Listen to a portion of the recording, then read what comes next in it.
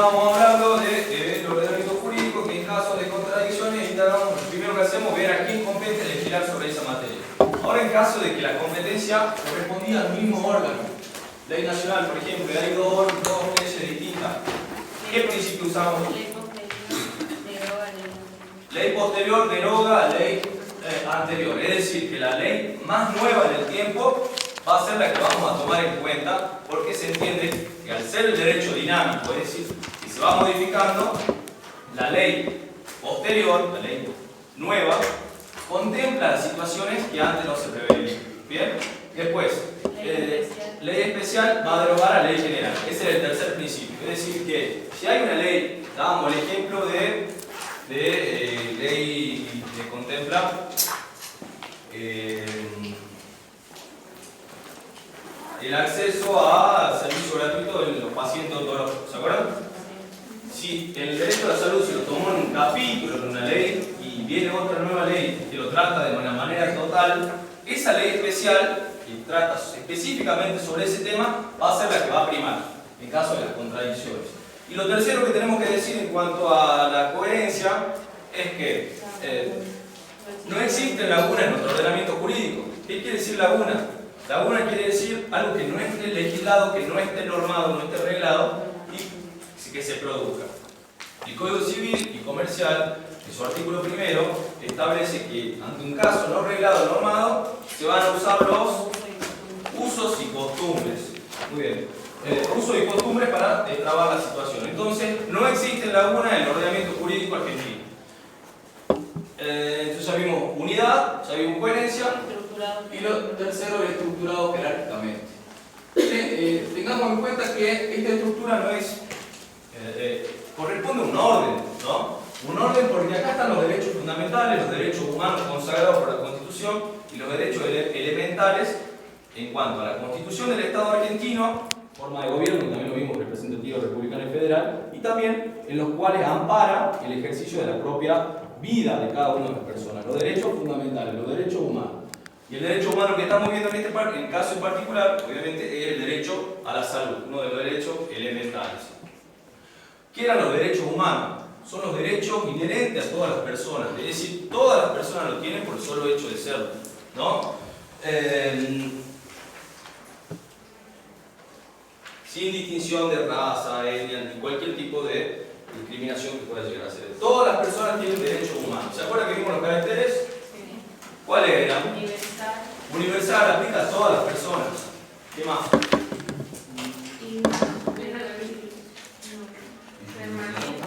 Irrenunciable. Irreversible con la campera, ¿no? Irrenunciable. No podemos renunciar a los derechos humanos. También va de la mano con la interdependencia. No puedo yo renunciar a un derecho humano porque todos dependen de todos. Bien, yo no puedo renunciar al derecho a la salud sin estoy renunciando al derecho a la integridad física, al derecho a vivir. Bien. ¿Qué más? Irrenunciables. Permanentes. Duran todo el tiempo que vive la persona. ¿Qué más? Interdependiente. Interdependiente, lo que dijimos recién. Progresivo, ¿por qué? Porque el derecho es dinámico. Se van reconociendo cada vez más derechos. Irrevocable, nadie nos lo puede quitar. Protegen la condición humana. Protegen la condición humana, se ocupan de los sectores más vulnerables, niños, ancianos, tratan de resguardarlo en un nivel de igualdad. ¿Sí? No discriminación. Principio de no discriminación. ¿Y qué más teníamos? Igualdad de oportunidad. Igualdad de oportunidad. ¿También lo que trata de buscar justamente igualdad? Eso es el Sí. Hasta ahí, algo de lo que vimos en la clase pasada. No. También vimos los principios, ¿no? Estos principios constitucionales, tan buenos que lo sepamos, más que nada para la formación ciudadana. Vimos dos principios. Por un lado, el principio de igualdad ante la ley y el principio de legalidad. Artículo 19 era el de legalidad. 18 y 19. El 18 entonces legalidad. ¿Así era? Sí. El principio de legalidad es lo que dice: ninguna persona puede ser juzgada sin ley previa fundada, sin juicio previo fundado en ley previa al hecho del suceso. ¿Qué nos quiere decir? Nos quiere garantizar el debido proceso. Ante cualquier divergencia o que tengamos nuestro derecho, se nos tiene que garantizar el debido proceso. Acuérdense que cuando hablamos del debido proceso, decíamos, ¿no? Cuando entablamos un juicio, lo que fuera, tenemos varias instancias. ¿Se acuerdan?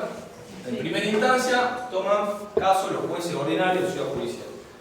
En caso de que yo no estoy de acuerdo con el fallo, con la sentencia que dieron, puedo apelar. Apelar constituye llevar este juicio a una segunda instancia donde otro juez de una jerarquía superior a la de primera instancia va a tomar intervención y hacer una nueva sentencia. Puede mantener lo que se plasmó acá o puede modificarlo. En caso de que yo siga disconforme con el juez de segunda instancia, paso a... ¿A dónde pasaba? ¿Se acuerdan? ¿A dónde? A la tercera instancia, muy bien. Ahí interviene la Corte Suprema. Perfecto. Ahí va. Ahí. ¿Y Antequera? ¿Qué? Ah, ok. Disculpe. Esa era la última. Interviene la Corte Suprema de Justicia de la Nación. ¿Bien? La Corte Suprema de Justicia de la Nación. Aquí. Bien. Para esto tenemos que plantear en primera instancia, ya me reservo el hecho de recurrir a recurso extraordinario federal, que es la posibilidad de que lo revise el último órgano que interpreta la Constitución. Bien. La Corte Suprema de Justicia de la Nación. Está integrado por jueces de la Corte. Hace poco había un juez salteño de ANTA, juez Fait, ya falleció. Bien, que interviene en cuanto a ser el último intérprete de la Constitución. Hasta lo último que podemos llegar al ordenamiento jurídico argentino para determinar un fallo. Bien, lo que acá implica una primera instancia, una segunda y la tercera revisora. ¿Cómo es que se llama la primera? Un juez ordinario, un juez de primera instancia sería. Bien, si ustedes van al Poder Judicial, van a ver juzgado de primera instancia en lo civil y comercial, juzgado de primera instancia en lo laboral, juzgado de primera instancia en lo de familia. Estos son los jueces de primera instancia. Después pasa jueces de Cámara y después a la Corte, si yo me reservo el recurso extraordinario federal. ¿A qué va esto? Que el principio de legalidad lo que garantiza es el debido proceso, de que se cumpla con esto. ¿Bien? No de que venga alguien y me esté juzgando si no está designado como corresponde, si no es un juez que ha sido designado por el Estado. ¿Bien? Es por eso que nos dice el principio: ningún habitante de la nación puede ser penado sin juicio previo fundado en ley anterior al hecho del suceso. La segunda parte, entonces... Juzgado por comisiones. Ni juzgado por comisión. Pero la segunda parte lo que nos dice también es que esa acción que se me está imputando o lo que fuere, tiene que haber estado legislado antes de que se realice la acción, ¿no? ¿Se entiende? Nadie puede ser penado sin juicio fundado en ley anterior al hecho del suceso, dice el artículo. Fundado en ley anterior al hecho del suceso. O sea que la ley que me prohibía hacer esa acción tiene que estar antes de que yo la haya realizado, justamente una lógica, ¿no? ¿Se acuerdan cuando hablábamos en primera clase del derecho? Decíamos, para nosotros, gente común, persona física o jurídica, Todo está permitido, menos lo que está prohibido. exacto, todo está permitido menos lo que está prohibido. En cambio, para los órganos públicos era al revés la cosa, ¿se acuerdan? Todo está Los prohibido, órganos del menos Estado. lo que está Todo está prohibido para ellos, menos lo que específicamente la Constitución y todo el ordenamiento jurídico le permite. Pero, como ley general, para ellos todo está prohibido, a menos que acá se le dé lugar a que realicen determinada acción. En cambio, para nosotros al revés. Todo está permitido, a menos que acá diga que no lo está. Entonces, nadie puede ser penado sin juicio previo fundado en la ley anterior al hecho del suceso, es decir, que la norma tiene que estar antes que yo realice la acción, ni juzgado por comisiones especiales, por ende, porque se tiene que seguir este procedimiento. A eso es lo que nos quiere decir el principio. Se busca evitar la arbitrariedad. Exacto. ¿Para qué ese procedimiento? O sea, de tener... El debido proceso. Pero decía el principio de legalidad garantiza que se cumplen con los pasos para... Ella dice porque pasa de uno a la doble. O sea, si Esto sería garantizar el debido proceso. ¿Bien? En primera instancia, una segunda instancia, una revisión. Pero cada vez que se juzga a una persona o cada vez que... En cualquier situación que yo tenga. cualquier situación que yo tenga en cuanto a un juicio en sí, se pueden acudir a varios estamentos, digamos, que van a ir revisando el fallo hasta llegar a la Corte Suprema de Justicia de la Nación, que es la última intérprete de la Constitución.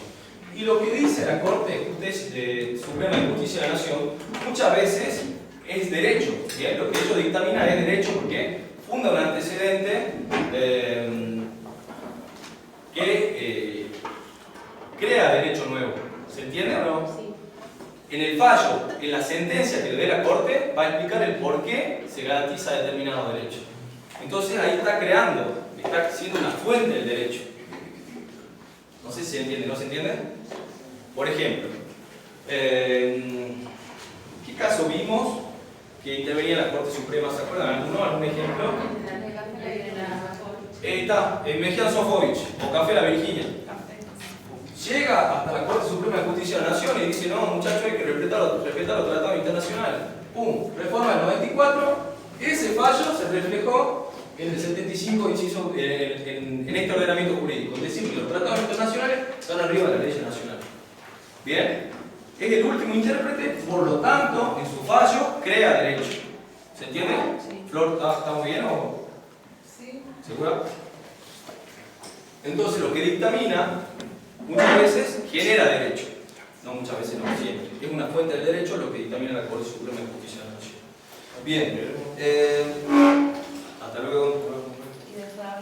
Lo que se trata de evitar con el principio de legalidad es buscar la arbitrariedad manifiesta que mencionaba recién la compañera. Bien. No hay delito sin ley previa que esté fundado el derecho, lo que ya vimos, tiene que estar normado de antes y bueno. Y el artículo 19 que habla que las acciones privadas y que no produzcan efectos jurídicos quedan iniciados, no pueden ser juzgadas. No pueden ser juzgados por magistrado y tienen reservadas, dice el articulado. Es decir, que las acciones que ningún de los particulares que no afecten a ninguna otra persona no pueden ser juzgadas por los tribunales. Bien. Y después vimos el principio de igualdad ante la ley, ¿no? El artículo 16 decía que la República Argentina no admite prerrogativa de sangre. Bien. Lo que trata de hacer este artículo básicamente es una cosa muy sencilla, es igualarnos todos. Bien. No existen fueros personales, redacción del año 1853, tengámoslo en cuenta. Entonces antes, por ejemplo en España, se podía comprar, ¿cómo se llama? Se podía comprar títulos de nobleza. Entonces, yo compraba, no sé, duque, no sé, algo así. Entonces posicionaba a la persona que compraba estos títulos de nobleza un poco más arriba del resto, ¿no? Es por eso lo que trata de hacer este principio de igualdad, año 1853, es igualarnos a todos y decir, no, acá en la República Argentina somos todos iguales ante la ley y admisibles en el empleo sin otro requisito que la idoneidad. Es decir, todos somos iguales ante la ley, que es lo que nos plasma el artículo 16, disculpen, de la Constitución Nacional. Hasta ahí el repaso breve de la clase anterior. Ahora vamos a comenzar con la clase de hoy. Vamos a ver el artículo 43 de la Constitución que habla de la acción de amparo.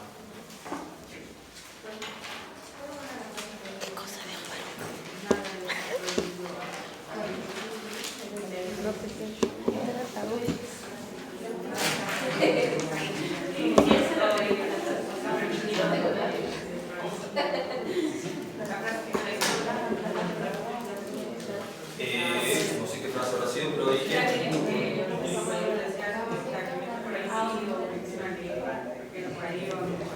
Exacto, podemos hacer. No me acuerdo qué habré dicho así textual, pero lo que dice el articulado es que tiene que haber una norma previa que yo realice la acción que me lo prohíba justamente. ¿Eso también? ¿O eso es lo que usted quiere? No hay delito sin ley. No hay delito sin ley previa, exacto. Bueno, vamos a ver el recurso de amparo. ¿Alguien tiene conocimiento algo del recurso de amparo, la acción de amparo? ¿No? La acción de amparo es una acción rápida y expedita que se presenta. Rápida y qué, profe? Expedita, como San Expedito, expedita. Justamente, San Expedito, el santo de las causas urgentes, ¿no? Expedito quiere decir rápido, que salga, que me dé una respuesta veloz, digamos, a el derecho que se está vulnerando.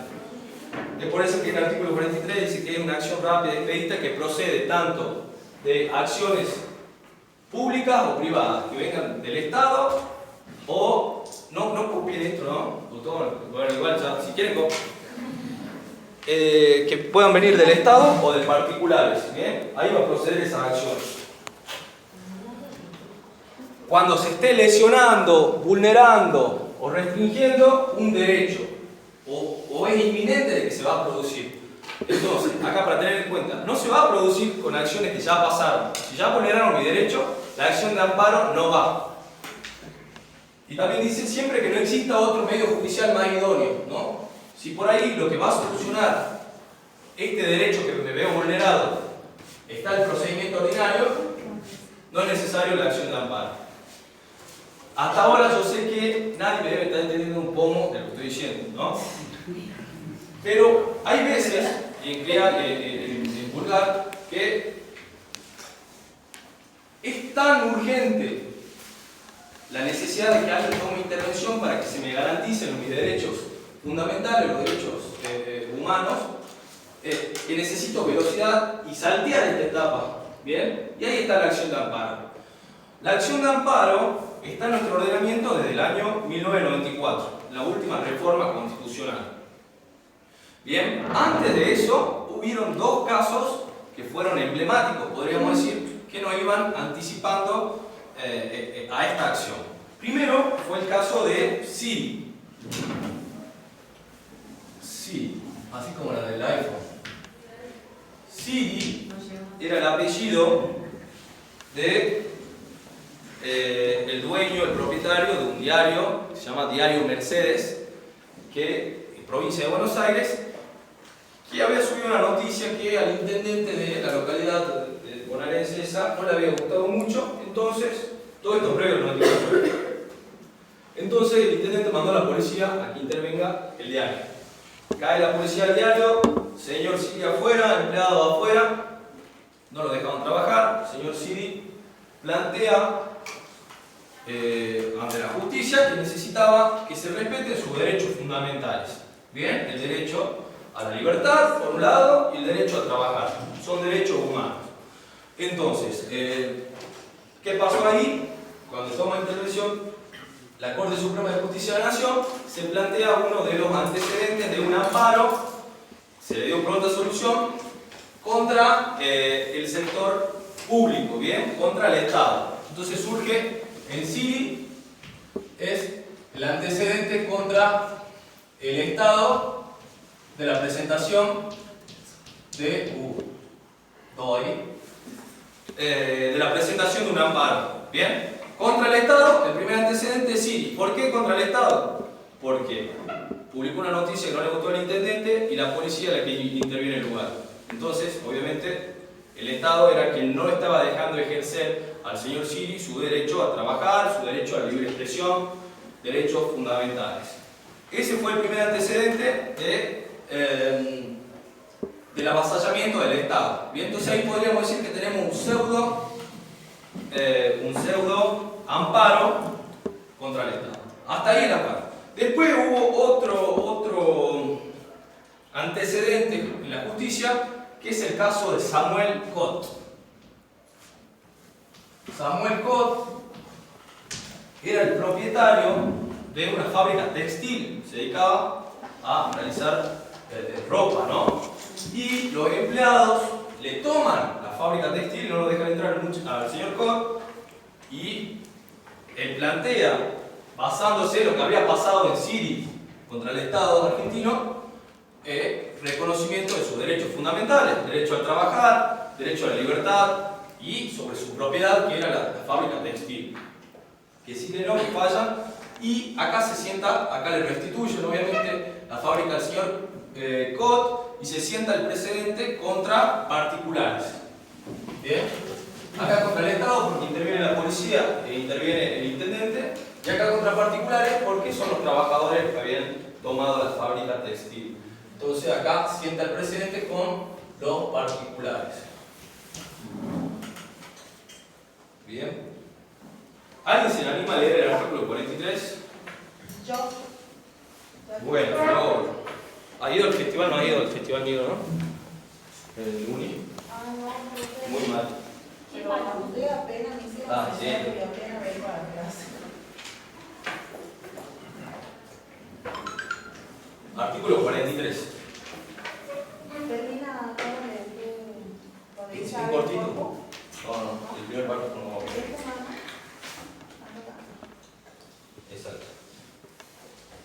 Dice, artículo 43. Te veis frenando, ¿no? Toda persona puede interponer acción expedita y rápida de amparo. Punto ahí. ¿Quién puede presentar un amparo entonces? Toda persona. No es necesario que sea un abogado, ¿bien? Si un abogado mejor, obviamente, y me buscan antes. Pero cualquier persona puede presentar un amparo. Por si preguntaban el parcial, por lo que desarrollamos. ¿Qué más? Siempre que no exista otro medio judicial más idóneo. Punto ahí. Siempre que no exista otro medio judicial más idóneo, que puede ser este camino que recién planteamos, ¿no? Si existe otro medio judicial para resolver la cuestión, no vamos a andar recurriendo al amparo, o no nos van a hacer lugar cuando presentemos el amparo. Como si no, vaya por la vía ordinaria. Y ahora vamos a ver cuándo tiene que darse Perdón, pero siempre que no exista. otro medio judicial más idóneo.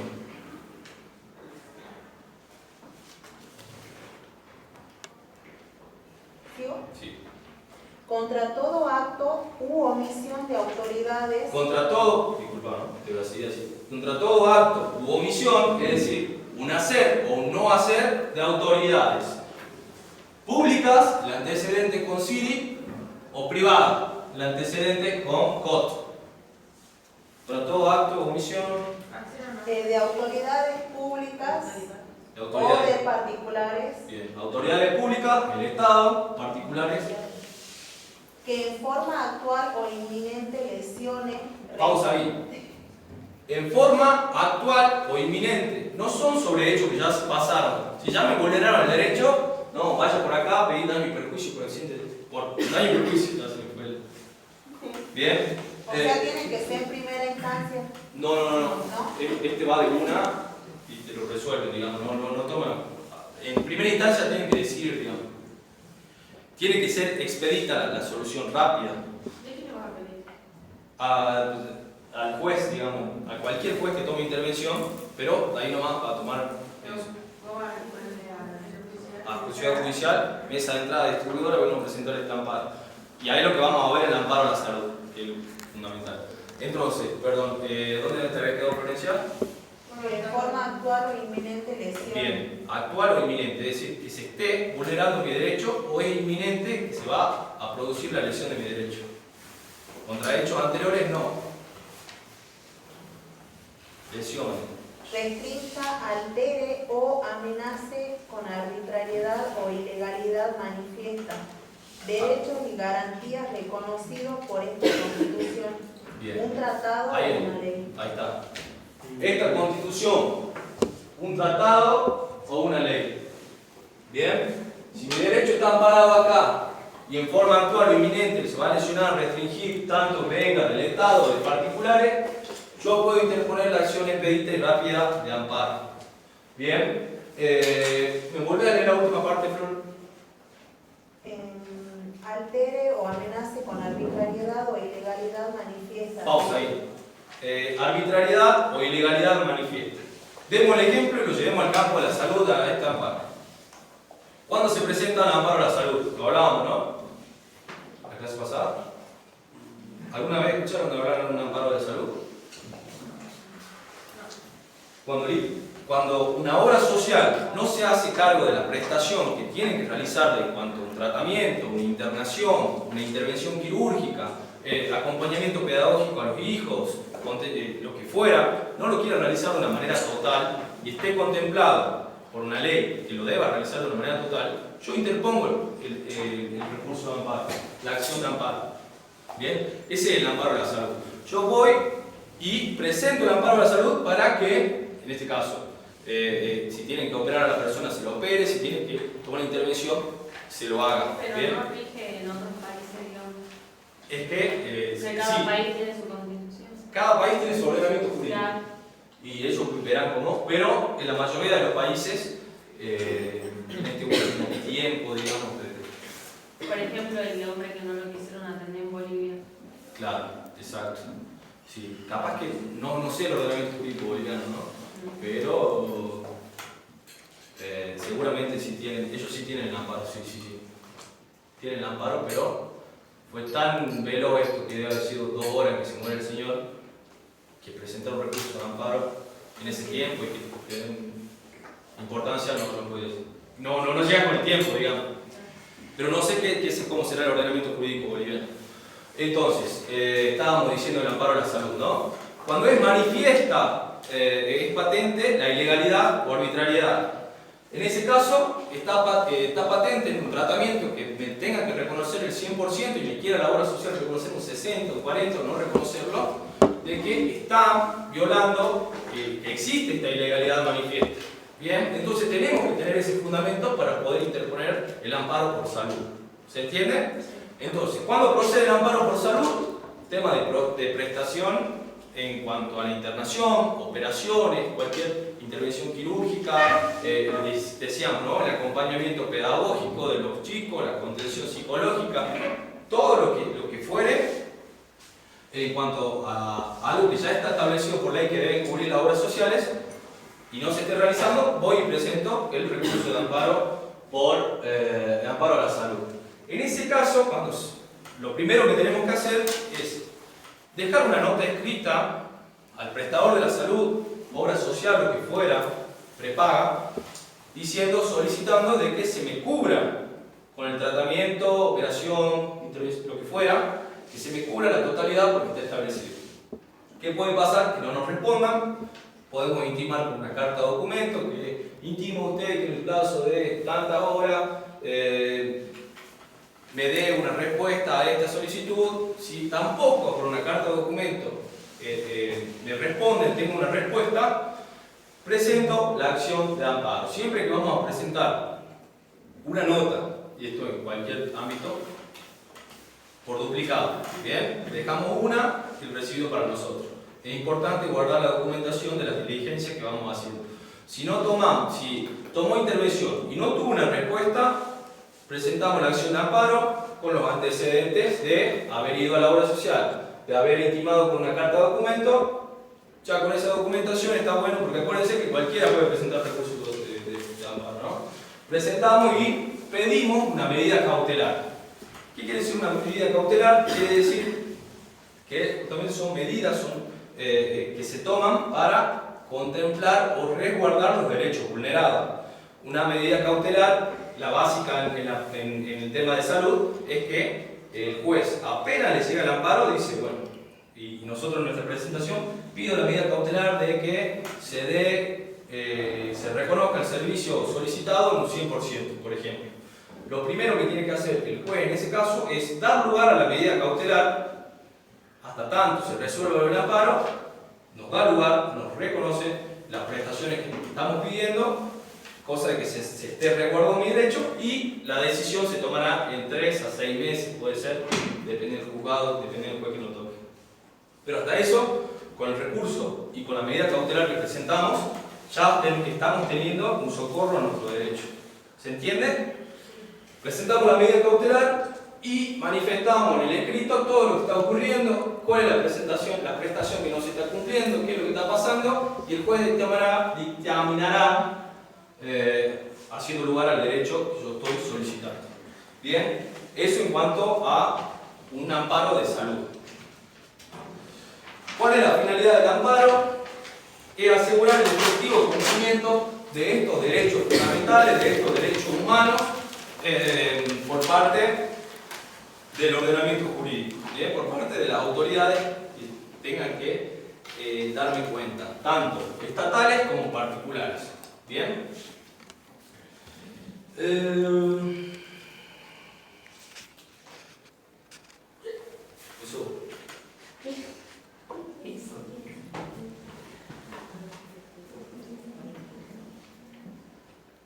¿Hay alguna duda con respecto al recurso de amparo?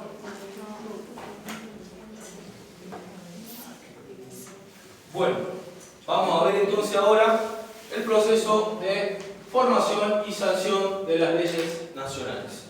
Bien, hemos visto algo un poquito en ética, ¿se acuerdan? Leyes nacionales. Leyes nacionales. Información. Y sanción de leyes nacionales.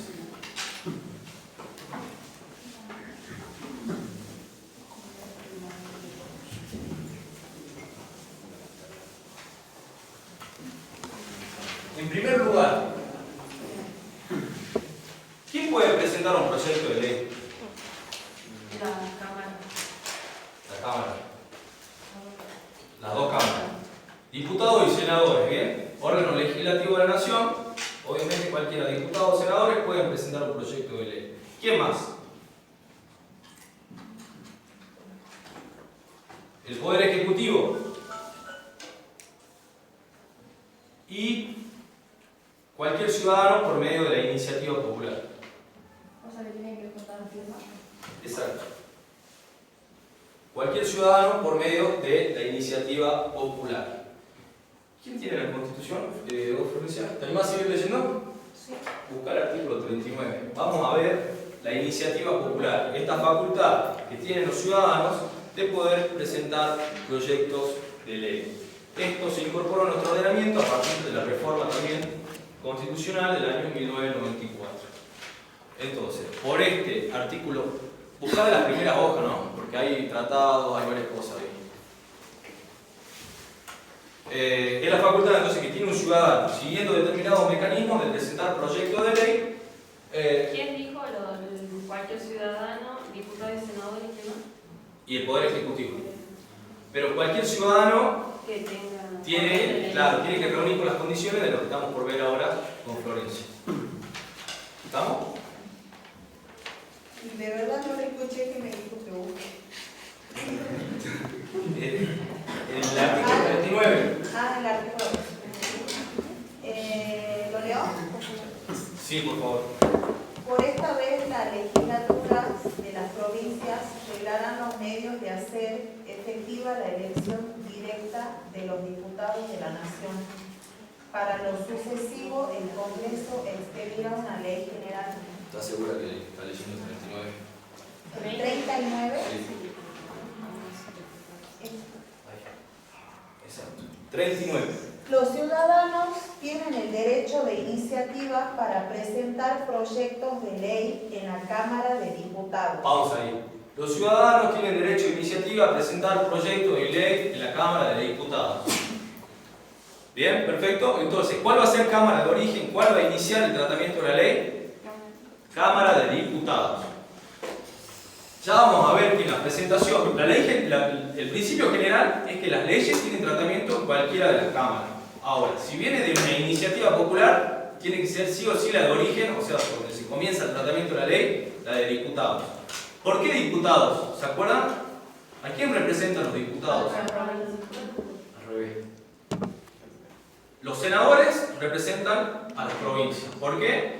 Todas las provincias aportan la misma cantidad de senadores, todos aportan 3, más Ciudad Autónoma de Buenos Aires, como dijimos en la clase pasada, no es una provincia, no es un municipio, es una sui generis, tiene una naturaleza jurídica sui generis, única en su especie, que le da la facultad de aportar 3 senadores como si fuera una provincia, pero no lo es. Y los diputados, cada provincia tiene diputados en cuanto a la cantidad de población que tiene. Salta aporta 7, ¿bien? Y elegimos 4 y 3. 4 cuando elegimos gobernador y a los 2 años elegimos 3, se va renovando en mitades. Bien, en total hay 257 diputados nacionales, nosotros solo aportamos 7. Mientras que senadores hay 72. 257 diputados, 72 senadores. Bien, entonces, Cámara de origen en el tema de la iniciativa popular va a ser Cámara de Diputados porque diputados representa al pueblo de la nación argentina. Como dijo recién la compañera Lucero, se tienen que juntar determinada cantidad de firmas, es decir, que va a representar al pueblo de la nación de determinada manera con esa adhesión que va a tener del proyecto de ley. Continuemos. El Congreso deberá darles expreso tratamiento dentro del término de 12 meses. Bien, lo emplaza a el Congreso para que en el término de 12 meses que apenas presentamos el proyecto en Cámara de Diputados, con los requisitos que nos van a pedir, ya lo vamos a ver, 12 meses para que traten ese proyecto de ley. ¿Pero puedes leer de nuevo eso? En serio. El Congreso deberá darles expreso tratamiento dentro del término de 12 meses. ¿Sigo, profe? Sí.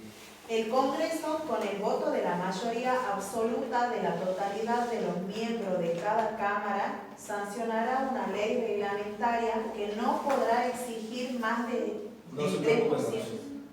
Sí. Lo que está diciendo ahí la compañera, para que no nos soltemos, es que dice: el Congreso reglamentará, es un párrafo aparte, reglamentará esta iniciativa popular diciéndole que no pueden pedirle un 3%, más de un 3% del padrón electoral. ¿No? Hasta ahí nomás, Flor. Entonces, eso es lo que dice el segundo. Ya se reglamentó esa ley, ya existe. Y lo que se pide del padrón electoral es el 1,5%. Bien, entonces, requisitos para la iniciativa popular: una adhesión del 1,5% del padrón electoral. ¿Quién constituye el padrón electoral? ¿Todos? Todos los que tengan aptitud para votar, ¿no? Mayores de 16 ahora, ¿no? Sí. Entonces, del padrón total electoral nacional tenemos que juntar la adhesión de firma o la adhesión del 1,5%. Y ese 1,5%, ¿puedes terminar leyendo que dice el 3%? Dentro del cual deberá contemplar una adecuada distribución territorial para suscribir la iniciativa. Bien, deberá contemplar una cierta distribución de ese 1,5% en lo que le pide la ley reglamentaria, que se terminó dictaminando que tiene que salir de ese 1,5% del mínimo de 6 provincias. Bien, 6 provincias como mínimo que tengan el 1,5%. O sea, ¿se entiende? Esa adhesión al proyecto de ley que yo estoy presentando tiene que tener la adhesión, primero, del 1,5% del padrón electoral nacional, y segundo, tiene que estar distribuido esas firmas en 6 provincias. El 1,5 del total de las 6 provincias. O Claro. cada uno. No. Está el padrón electoral nacional, constituyen todos, diríamos, ¿no? Todas las personas que están aptas para votar a nivel nacional está acá. Lo que te piden es un 1,5% de adhesión. ¿Bien? Del 100% del padrón electoral en todo el país, te piden un 1,5% de adhesión de firma. De cada adhesión, 1,5% tiene que ser de 6 provincias. O ese Exacto. Y ese 1,5% tiene que venir de 6 provincias distintas.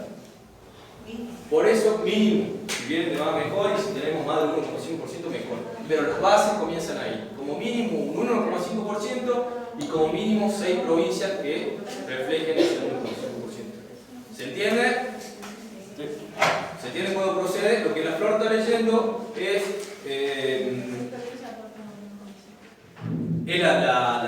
la orden que le dio la Constitución en el 94 a los legisladores para que regulen. Le dice que no pueden pedirle más del 3% del padrón electoral. Y ya sabemos que lo que se fijó fue un 1,5%. Pero el límite que tenían para legislar, lo que ya lo hicieron, era 3%. Y la distribución que le acaba de leer la compañera, que son 6 provincias. Entonces, para que proceda la iniciativa popular, tiene que venir. Tienen la adhesión del 1,5% y distribuido en 6 provincias. Continuemos con la lectura. No serán objeto de iniciativa popular los proyectos referidos... Pausa, ahí anotemos. ¿Qué temas no pueden tener iniciativa popular? No se puede tener iniciativa sobre asuntos penales, tributarios. Dígalo.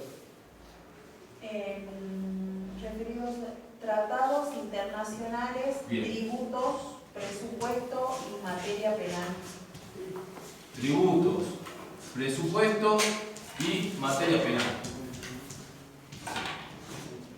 sobre tratados internacionales, entonces, tributos, presupuestos, ¿y qué es esto? Y materia penal, no pueden presentarse proyectos de ley. Reforma constitucional. Reforma constitucional también. Bien. ¿Terminó ahí? Sí. Ahora, hablando de la reforma constitucional, ¿saben que ayer hubo una consulta popular en Chile o no?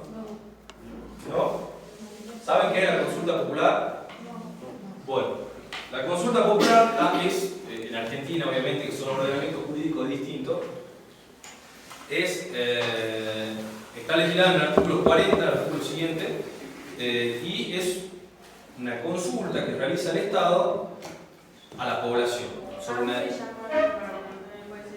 No, se va a votar. La última consulta en la Argentina fue en el año 1984. Gobierno de Raúl Alfonsín. ¿Y cómo hacen eso?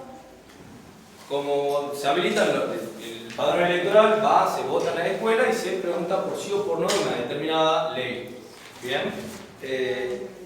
Terminamos la iniciativa popular por el momento. Es todo lo que tenemos para ver. ¿Alguna duda? Bien. La consulta popular es el artículo siguiente, artículo 40, y hay dos tipos de consulta popular: la vinculante y la no vinculante.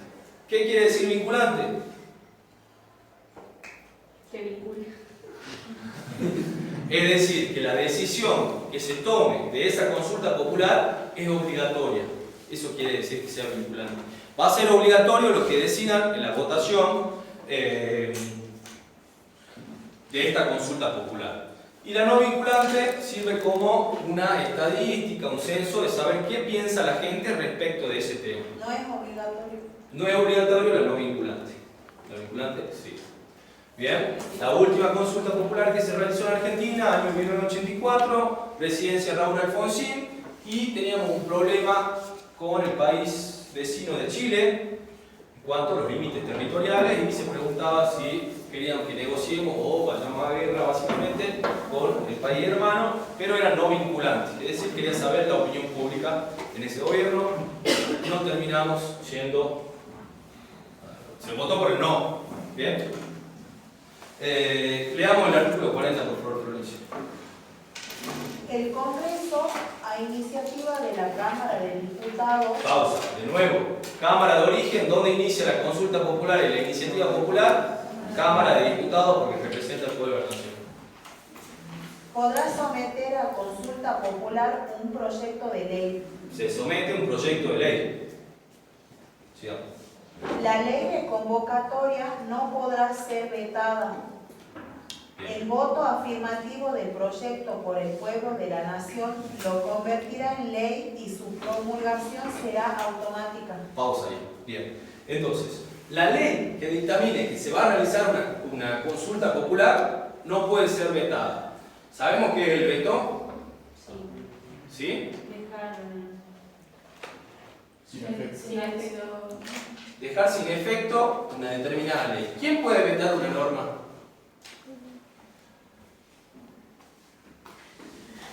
El poder Congreso.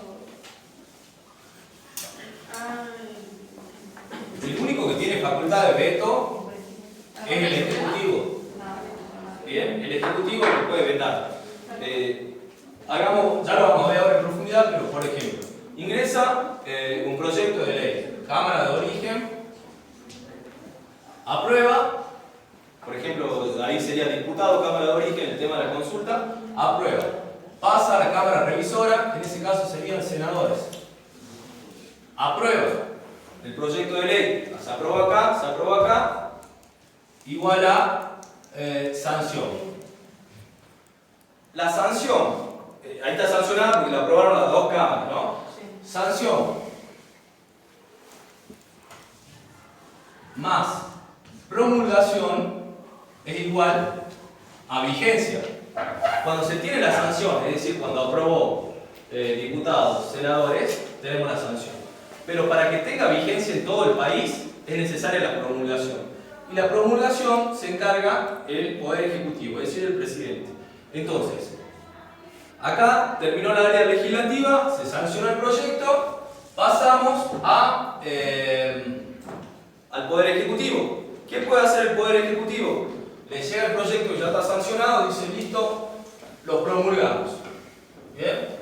Lo promulgamos, es decir, lo aprobamos, lo publicamos en el boletín oficial y tiene vigencia para todo el país. En forma tácita o expresa se puede promulgar. ¿Qué quiere decir tácita? La publicación expresa, la publicación en el boletín oficial. Tácita, cuando pasan 10 días hábiles y el Poder Ejecutivo no dijo nada. Tácitamente se lo considera aprobado el proyecto. Bien. Lo que también puede pasar cuando no se promulgue es el veto. ¿Bien? O promulga o veta. ¿Qué quiere decir el veto? Es dejar sin efecto, es diferente a la vigencia, ¿no? Este es vigencia, este es veto. Es dejar sin efecto el proyecto de ley, ¿bien? La sanción que tuvo acá. En teoría, para que piensen, una crítica, podríamos decir, si hay una división de poderes, vivimos en una república, que quiere decir contrapeso de poderes, cada poder debería ser independiente. Porque si el poder se aprobó Cámara de Diputados, senadores, y se sancionó, ¿por qué necesitamos de la aprobación del Ejecutivo? Para pensar, digamos, ¿no? Si son independientes los poderes. En caso de que el presidente vete, se vuelve a la Cámara de Origen. Bien, el proyecto. Ya lo vamos a ver, pero hasta acá el veto. Para que tengamos en cuenta. Ya lo vamos a ver en profundidad esto ahora en un ratito.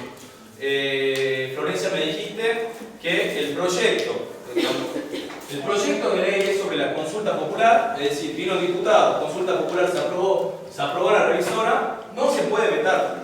Bien, eso es lo que nos quiere decir la compañera Florencia, por eso le estoy explicando. En ese caso, la consulta popular no se puede vetar esta ley que autoriza la consulta popular. Es decir, en ese caso no tome intervención el Ejecutivo. Continuamos, Florencia. El Congreso o el presidente de la Nación, dentro de sus respectivas competencias, podrán convocar a consulta popular no vinculante. En este caso, el voto no será obligatorio. Perfecto. Ya hablamos de la vinculante, y ahora la no vinculante cuando el voto no es obligatorio. Bien, entonces, ahí tenemos a la iniciativa popular y a la consulta popular. Veamos el tratamiento de una ley. Decíamos, hablando de esto, que ¿quiénes pueden presentar proyectos de ley? Diputados, senadores, Poder Ejecutivo y la iniciativa popular, que ya lo hemos visto. Ahora, se presenta un proyecto de ley. Lo primero que hay que tener en cuenta, o presenta un diputado o un senador, es que cuando lo presentan ellos, la Cámara de Origen, el principio general es que Cámara de Origen, es decir, la primera que lo va a tratar, puede ser cualquiera. Cualquiera de las cámaras puede tratar primeramente el proyecto. Salvo las excepciones, que ya vimos dos, ¿no? ¿Cuáles son? Acabamos de ver iniciativa popular y consulta popular. La Cámara de Origen va a ser diputados. Bien. Pero el principio general es que cualquiera de las cámaras puede ser origen en las otras materias, en los otros temas. Salvo los que estén expresamente mencionados, como lo que acaba de leer Florencia y lo vimos. Bien. De diputados, entonces, dijimos, ¿no? Principio general, cualquiera de las cámaras. Pero es competencia exclusiva para que inicien los proyectos en Cámara de Diputados, anoten. Consulta popular, iniciativa popular, el reclutamiento de tropas, iniciativa popular, consulta popular vinculante. ¿Es otra? Ahí lo explico. No. La consulta popular es solo la vinculante. Decíamos, ¿no? Los proyectos de ley pueden tener origen en cualquiera de las cámaras, salvo cuando la Constitución nos dice que tiene que ser una de las dos, porque representa al pueblo de la nación o porque representa a la provincia. Entonces tenemos Cámara de Origen y Cámara Revisora.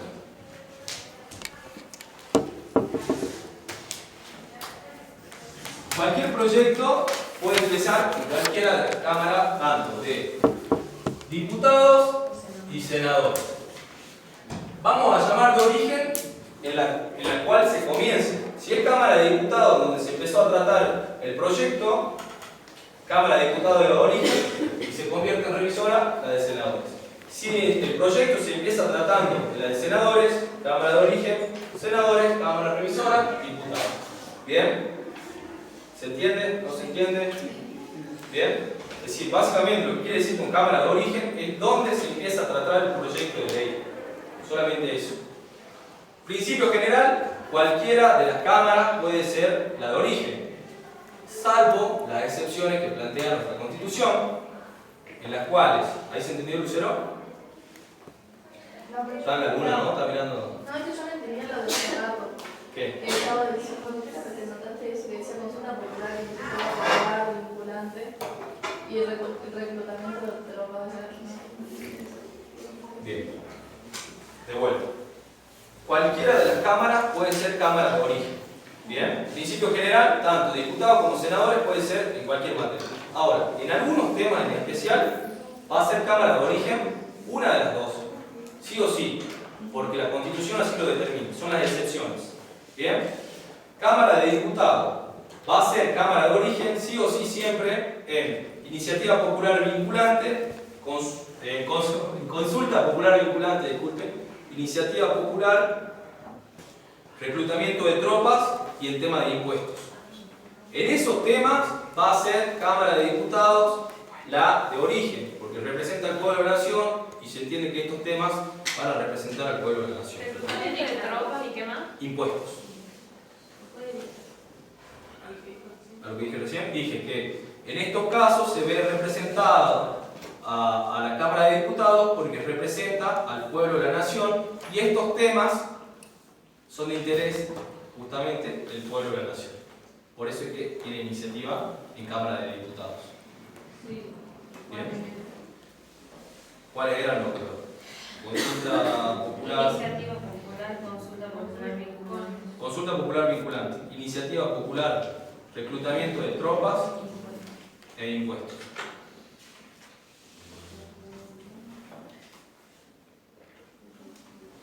En tanto, va a ser Cámara de origen la Cámara de Senadores, ¿bien? Eso es diputados. Impuestos, hermano. Y cuando el proyecto presenta un diputado o senador puede ser cualquier candidato. Claro, a menos que sea sobre esos temas. Sí o sí va a tener que ser diputado. Y va a ser Cámara de origen exclusivamente de senador en los temas de la ley de coparticipación federal y ley sobre crecimiento armónico de la nación. Cámara de Senadores, entonces, ley de coparticipación federal y ley de crecimiento armónico de la nación. La coparticipación federal, ¿alguien escuchó hablar de la coparticipación federal? ¿Saben qué es? Bueno, es básicamente cómo se distribuyen los recursos del Estado en todas las provincias. ¿Bien? En todo el territorio de la nación. Por eso corresponde a Cámara de Senadores que va a representar a las provincias. Compartición. Los recursos del Estado. Compartición. Coparticipación. Ah, Todos juntos. Coparticipación. Ley de coparticipación federal. Es cómo se van a distribuir los ingresos. Entonces, por ejemplo, Argentina recauda esto que debe el 100%, lo que decís, para Salta le damos 0,5. Nada. ¿Entienden? Se va a distribuir entre nación y provincia y acá.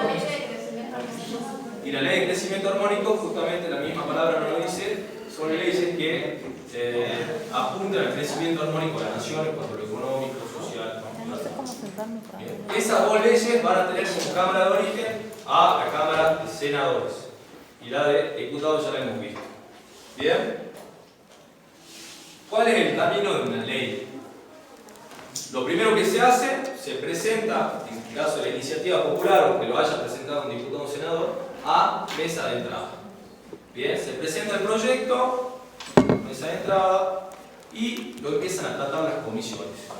Bien, existen tanto a nivel nacional como provincial distintas comisiones, como por ejemplo la Comisión de Cultura, va a tratar todos los proyectos de ley que tengan que ver con cultura, Comisión de Salud, Comisión de Deportes, Bien, se van distribuyendo en función de asuntos económicos. Dependiendo de qué naturaleza sea el proyecto de ley, va a ir a tratarse en las comisiones, en las cuales se van a hacer dictámenes. Bien, yo trabajo en esa parte a nivel municipal. A mí me llegan los proyectos de ordenanzas y yo hago dictámenes en cuanto a la legalidad o no de los proyectos. Bien, eso es lo que se trabaja en las comisiones. Entonces, me remiten a mí un proyecto de ordenanza, estamos hablando a nivel municipal, también en la parte legislativa, que se ve reflejado a nivel nación, diciendo, no sé, el Código de Edificación Urbana de Salta, y me dice que se va a legislar sobre un determinado tema. Yo tengo que ver si hay algo escrito sobre el tema, si ya hay algo legislado, y decir si corresponde o no, o si está tocando materia que no le corresponde al municipio. De eso trabajo, además de mediador, de abogado, de otro. Y bueno, entonces, tratan las comisiones. Cuando ya tiene el dictamen favorable de las comisiones, pasa a un debate parlamentario. ¿Bien? Ahí cada diputado, senador, lo que fuere, da su punto de vista, dice qué le parece el proyecto, si está de acuerdo o no está de acuerdo. Tratan de justamente debatir las posturas en cuanto a los pros y los contras que puede llegar a tener el proyecto, y se procede a la aprobación o el desechar el proyecto de ley. ¿Bien? ¿Puedes repetir eso, por favor? Pasa. Cuando tiene el ligamento favorable de las comisiones, Pasa a la votación. Bien, pasa a votarse en cuanto se apruebe o se deseche el proyecto. Si se aprueba, y ahí entramos acá en Cámara de Origen, el proyecto de ley, se trató en comisiones, entró el proyecto, se trató en comisiones. Por ejemplo, diputado aprobó el proyecto de ley, pasa a la segunda instancia, que es la Cámara Revisora, y lo normal o lo que no habría impedimento es que apruebe también. Cuando aprueban los dos, se sanciona. Bien, se sanciona el proyecto. Cuando aprueba Cámara de Origen, Cámara Revisora, se tiene la sanción. Ahora, ¿qué pasa si se plantea el proyecto de ley y Cámara de Origen desecha el proyecto? En este caso, no toma intervención Cámara Revisora, no se sanciona. no se sanciona y no pueden tratarse el mismo tema sobre las sesiones de ese año. Bien, ese año, ese mismo tema no se lo puede tratar. Bien, ahora, el proyecto de ley es aprobado aquí y desechado acá. En ese caso se repite lo de aquí, ¿no? No se puede tratar durante los proyectos de ese año. Si una de las dos desecha el proyecto, no lo aprueba, chao. Durante las sesiones de ese año no se puede tratar. Lo que ustedes me dicen, están pensando que es en cuanto es que modifique. Claro, si modifica, es lo que puede pasar aquí. No es lo mismo que... No, acá no se aprueba. Llega el proyecto de la Cámara Revisora y dice no estamos de acuerdo, no se aprueba. Si una de las cámaras no lo aprueba, chao. El proyecto durante las sesiones de ese año no se puede volver a tratar, hay que esperar al año siguiente. Entonces, y acá, a prueba de origen.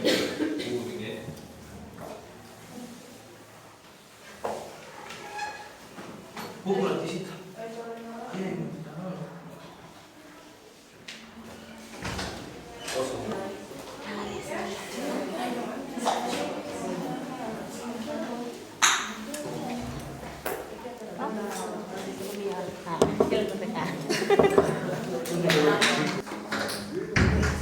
Bien, nos hemos quedado en que si Cámara de Origen aprueba y Cámara Revisora modifica, en ese caso el proyecto se va a aprobar sí o sí. Bien, no hay manera de desecharlo ya, porque acá se aprobó pero con modificación. Ahora lo que se va a plantear es si el proyecto sale con las modificaciones o como lo dijo la de origen, como lo aprobó la de origen, la redacción original sería. Bien, en ese caso el proyecto vuelve a Cámara de Origen con las modificaciones y es en Cámara de Origen que o aceptan las modificaciones y dicen, sí, está bien, tienen razón, no me dimos cuenta de estas cosas, o de lo que se haya agregado, o lo que se haya quitado, y se aprueba, o insiste con la redacción original, que para eso se necesita la misma cantidad de votos con los cuales se modificó. ¿Se entiende? No. Eso es en el veto. Volvemos a la ética. En el veto, está mezclando todo. Acá, por ejemplo, si acá se aprobó las modificaciones con mayoría absoluta, que es como lo hincha el central, la mitad más uno, acá se tiene que aprobar con mayoría absoluta. ¿Bien? Si acá con la mayoría del 2/3 de los votos, acá con 2/3 va a existir. ¿Se entiende? ¿Se entiende o no? ¿Más o menos? O sea, se ahí modifican y 2/3 coinciden con la modificación para que ellos insistan con la ley original, tiene que ser 2/3 también. Exacto. Exacto. Sí o sí se aprueba. La cosa es si se aprueba con las modificaciones o si se aprueba como fue la redacción original. Para insistir con la original tiene que tener la misma cantidad con la cual se aprobó la modificación. A menos que digan, está todo bien con las modificaciones, marcha más. ¿Bien? En ese caso sí o sí se aprueba y se sanciona. Lo que queda la duda es que si es con las modificaciones o con el proyecto original. ¿Estamos ahí? ¿Pongo otra? Entonces tienen que tener una cantidad para que salga como el original. La modificación. No. La modificación, por ejemplo, si acá se aprobó de los 72 con la mitad más 1, acá de los 257 tiene que ser la mitad más 1. ¿Se entiende? Si tienen la misma cantidad, se sale con el original. Claro, si tiene la misma cantidad acá, sale con el original. Si no llegan a la cantidad que ellos tenían, en cuanto a proporción, sale con la modificación. Pero de que se aprueba, se aprueba. ¿Bien? ¿Quieren que veamos el veto ahora o lo estamos hablando? Sí, pues ya me cosa. No, yo me voy, profe. Ah, no. Tienen el recién nacido, pues. Devuélvame la constitución, ¿no? Tienen todo.